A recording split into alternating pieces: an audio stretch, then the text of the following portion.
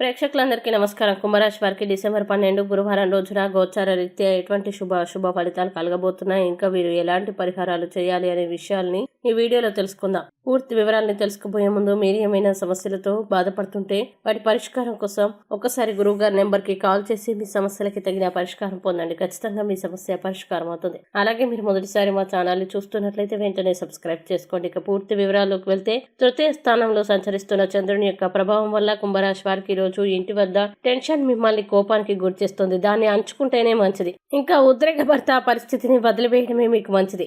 అలాగే చిరకాలంగా వసూలవని బాకీలు ఈ రోజు వసూలు కావడం వల్ల ఆర్థిక పరిస్థితి మెరుగుపడుతుంది. మీ సోదరి పెళ్లి సంబంధం వార్త మిమ్మల్ని ఆనందపరుస్తుంది. కాకపోతే మీరు ఆమెకు దూరంగా ఉండాల్సి వస్తుందన్న భావనతో విచారానికి గురవుతారు. కానీ భవిష్యత్తును గురించి పట్టించుకోకుండా ప్రస్తుతాన్ని ఆనందించండి. అలాగే మీరు కరెక్టే అని చెప్పుకోవడానికి మీ జీవిత భాగస్వామితో ఈ రోజు గొడవ పడే అవకాశం ఉంది. అయినప్పటికీ మీ భాగస్వామి మిమ్మల్ని అర్థం చేసుకుని సముదాయిస్తారు. ఆఫీసులో ఈ రోజు మీరు నిజంగా అద్భుతం చేసి చూపవచ్చు. మీకు బాగా దగ్గరి వారు మిమ్మల్ని వారితో సమయం గడపమని కోరుతారు. కానీ సమయం చాలా విలువైంది కనుక మీరు వారి కోరికల్ని తీర్చలేరు. ఇది మిమ్మల్ని వారిని కూడా విచారిస్తుంది. చాలా కాలం తర్వాత మీ జీవిత భాగస్వామితో కలిసి గడిపేందుకు మీకు ఎంతో సమయం దొరుకుతుంది. మంచి ఆరోగ్యం కోసం ఆహారం తీసుకునే సమయంలో రాగి చెంచాలని, సాధ్యపడితే బంగారు చెంచాలని ఉపయోగించండి. ఇక కుంభరాశి వారు ఈ రోజు వచ్చేటువంటి ఇబ్బందుల్ని అధిగమించడానికి, అనుకూల పరిస్థితులు ఏర్పడడానికి కార్యసిద్ధి హనుమ స్తోత్రాన్ని పారాయణం చేయండి మరియు దగ్గరలోని హనుమంతుడి దేవాలయాన్ని దర్శించండి. విశేషమైన శుభ ఫలితాల్ని పొందుతారు. ఈ వీడియోని లైక్ చేయండి, షేర్ చేయండి మరియు మీరేమైనా సమస్యలతో బాధపడుతున్నట్లయితే